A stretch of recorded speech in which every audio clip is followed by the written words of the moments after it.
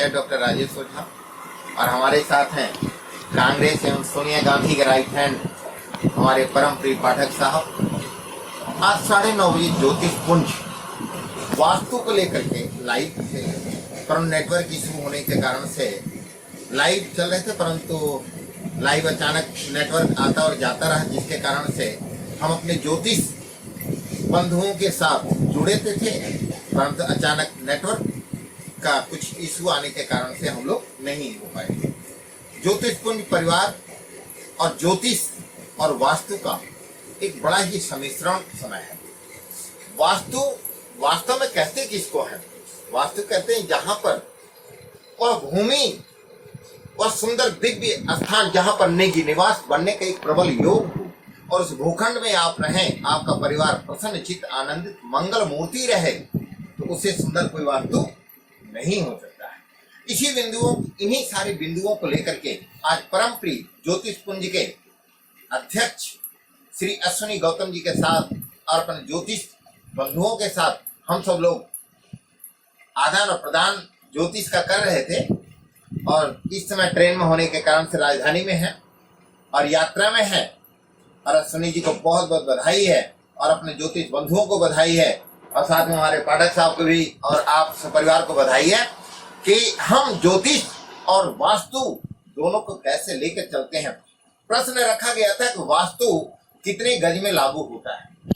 वास्तु का अगर बात करें तो 250 गज से जो बड़ा प्लाट होता है वहां पर वास्तु का प्रयोग किया जाता है। छोटे स्थानों में कोई भी वास्तु का प्रयोग नहीं किया जा सकता है, क्योंकि जहां पर नॉर्थ ईस्ट या नॉर्थ में जहां जड़ फ्लैट के नीचे जो नलकूप हो या जल का स्थान हो, यदि उत्तर या उत्तर पूर्व दिशा में हो तो उससे संपूर्ण फ्लैट में हर तरह से आप आनंदित रह सकते हैं। यदि स्थान का दक्षिण की तरफ हो जाए या पश्चिम की तरफ हो जाए तो उस फ्लैट में रहने वाले जो व्यक्ति होते हैं अनेकों प्रकार बीमारियों से ग्रसित हो जाते हैं या ऋणमयी बन जाते हैं, ऋणों से युक्त हो जाते हैं।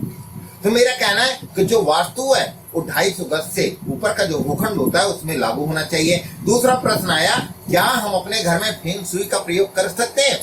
फेंग माने क्या है? जल, और सुई माने वायु। जल और वायु का दोनों का एक सम्मिश्रण है, उसका नाम है फेंग शुई।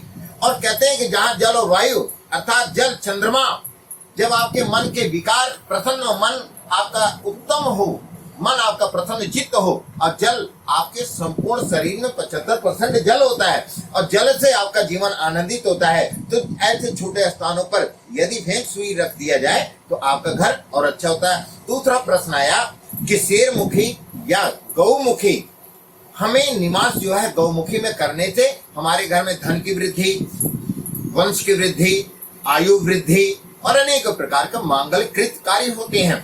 जो शेरमुखी मकान होता है वो होता है व्यापार के लिए। वहां पर यदि आप व्यापार करते हैं तो आप कई फैक्ट्रियों के मालिक बन सकते हैं, कई सारे बड़े भूखंडों के मालिक बन सकते हैं। यदि शेरमुखी मकान में आप रहना प्रारंभ कर देंगे तो आपको कहीं न कहीं असाध्य बीमारियों से भी प्रकोप हो जाएगा और आप परेशान हो जाएंगे।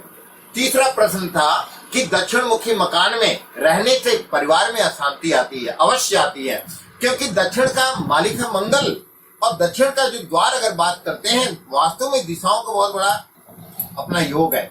दक्षिण की जो दिशा होती है वो है मंगल कारक यम का द्वार, और यम के द्वार की तरफ अगर आप रहते हैं तो कई बार आपके परिवार में विग्रह होने लगता है और इन विग्रहों के कारण से परिवार में अशांति आती है और अशांति आने के बाद धन धान्य का और अनेकों स्वास्थ्य को लेकर के आप अस्पताल का चक्कर लगाना प्रारंभ कर देते हैं।